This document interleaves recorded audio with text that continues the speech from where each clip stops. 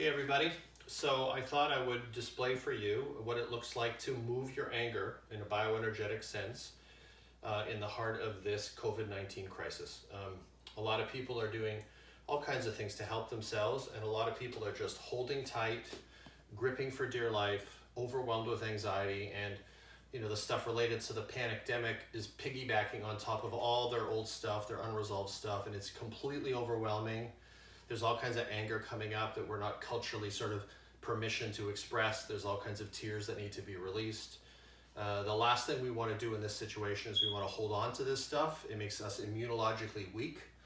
So if the virus comes our way, we're not prepared to respond to it. So the most important thing right now, and this is what I believe in, I wrote Grounded Spirituality with this moment in mind in many ways, is for us to release our holdings. We have to release our holdings.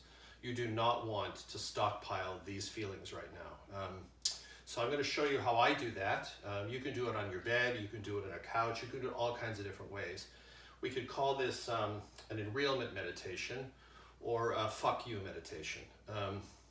I know that traditional forms of meditation can be helpful to calm us down, but when the stuff reaches a stage of profound repression, and high levels of anxiety, sometimes meditation is the worst thing for us. It just keeps us witnessing our stuff, and it builds and builds and builds into this kind of crescendo of overwhelm, when what we most need to do is engage in a cathartic practice. For me, this is what real spirituality ought to be about, and move our stuff. So I'm going to display that for you. I'm just going to read something from Grounded Spirituality. I wanted to read it afterwards, but I may be a little bit too energized, so let me read this to you and then I'll get to work. Look, it's up to you. It's always up to you. You can deny, repress, distort, and bury your unresolved wounds all you want. You can reframe them, pseudo-positivity them, detach from them, bypass them. You can rename yourself, hide away in a monastery, turn your story around. And you can spend all your money on superficial healing practices and hocus-pocus practitioners. But it won't mean a damn thing if you don't do the deeper work to excavate and heal your primary wounds. The material is still there, right where you left it, subconsciously ruling your life and controlling your choices. This is the nature of unhealed material. It's alive, and one way or the other, it will manifest itself in your lived experience. It will language your inner narrative. It will obstruct your path and limit your possibilities. It lives everywhere that you live. And so you have to decide, excavate it and bring it into consciousness where it can be worked through and integrated, or repress it and watch it rule your life. It's one of the hardest truths we have to face. If we don't deal with our stuff, it deals with us. There's no way around this. Choose. So in this moment, I am choosing to re-embody and re-engage with myself and experience my spirituality as an embodied practice, one that courses right through the heart of my feeling body. For me, presence is a whole being experience. If I'm going to be here for all of this, and I need to be so I can vigilantly protect myself in these circumstances, I need to be inside of my feelings. And I need to move the stuff out, because when it's all bunked up inside of me, I don't have clarity. I can't figure out how to respond to situations like COVID-19. You move the material and then you begin to sift things out, and you get more clarity and more space inside to be here for this experience. Take care of yourselves and people that you love. Anger work is particularly important because right now people stuck inside of a house who've often been motion, moving their energy around, doing exercise, things they can't do, often end up feeling enraged, maybe act out in relation to people they're living with. We don't want that to happen. We want healthy release practices, and we want to understand them as the most significant and meaningful form of meditation. So I'm going to start a little bit just with a bit of grounding, because you want to be in your feet and in your body. This is the basic bioenergetics, Alexander Lowen and John Parakos' brilliant model. You might want to check it out. There are other great somatic psychotherapies out there, like somatic experiencing, core energetics, David Berceli's TRE, and many others that are being beautifully developed right now, because if we're not in our bodies, we're not present for any of this. You can't experience something called the power of now if you're overwhelmed by the power of then, and if the power of then is being catapulted into the greatest levels of intensity by this current threat, the survivalist threat with COVID-19.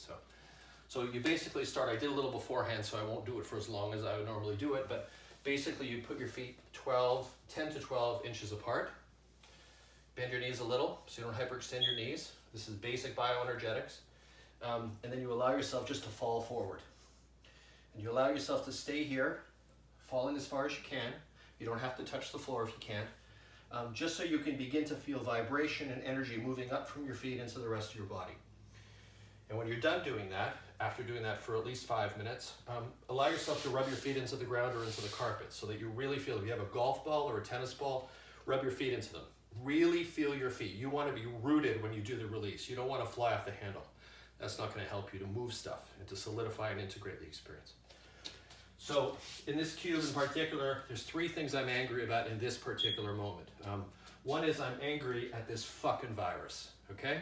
I don't want to pretend it's a friend or it's a wonderful visitor that's come here to enlighten us and take us to the higher level of consciousness. I'm not in the mood for that shit. This is a virus, it's my enemy, and I want to respond to it accordingly. I'm also angry at the unconscious media, not the conscious media, not the members of the media that actually care about us, but the ones that want to keep us panicked, alarmed, and nervous to an extent that isn't necessary, because that's the way we stay gripped to their news reports, and that's the way they build advertising revenue. I hate them. And lastly, my feelings related to a gnarly relative of mine, whose name I will not mention, have come up in the last number of days. Because what happens when you're under this kind of pressure is a lot of old feelings can come up and get all mixed in it together. So I'm going to start by expressing my anger at the COVID-19 virus, and then I'm going to work my way down to the unconscious media, and then I'm going to finish up with my gnarly relative. Somebody who hasn't been alive for over 20 years, but who I still have unresolved feelings related to, and they're in my body.